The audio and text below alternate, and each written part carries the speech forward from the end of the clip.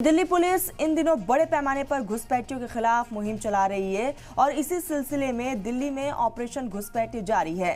दिल्ली के उत्तम नगर metro station के पास बांग्लादेश से आए 5 घुसपैठियों को पकड़ा गया है। पुलिस ने इन्हें हिरासत में ले लिया है। इससे पहले भी दिल्ली पुलिस ने 5 बांग्लादेशियों को सरिता विहार से गिरफ्तार किया था, जबकि 2 बांग्लादेशी ग्रीन पार्क से गिरफ्तार हुए थे।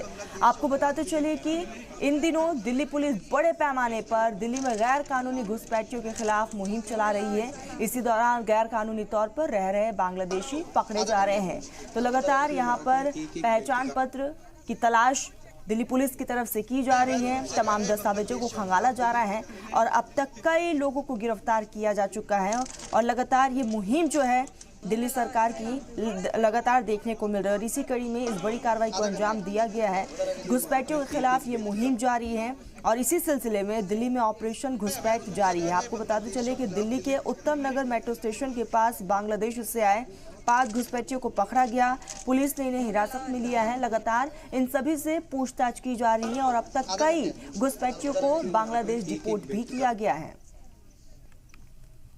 कॉलोनी गेस्ट हाउस है मदनपुर खादर में, वहाँ से इन 5 बांग्लादेशियों को गिरफ्तार किया है जिन्होंने अपना वीज़ा ओवरस्टे किया था और ये अलग अलग समय पे इंडिया आए थे और इनका वीज़ा 2 से 3 महीने पहले हो गया था और ये लोग यहाँ पे इलीगल तरीके से रह रहे थे। हाँ, वीज़ा इनका एक्सपायर कर गया था, उसके बाद भी ये ओवरस्टे कर रहे थे और जो है इनकी एक्टिविटीज संदिग्ध थी, इसलिए इनको डिपोर्ट किया गया।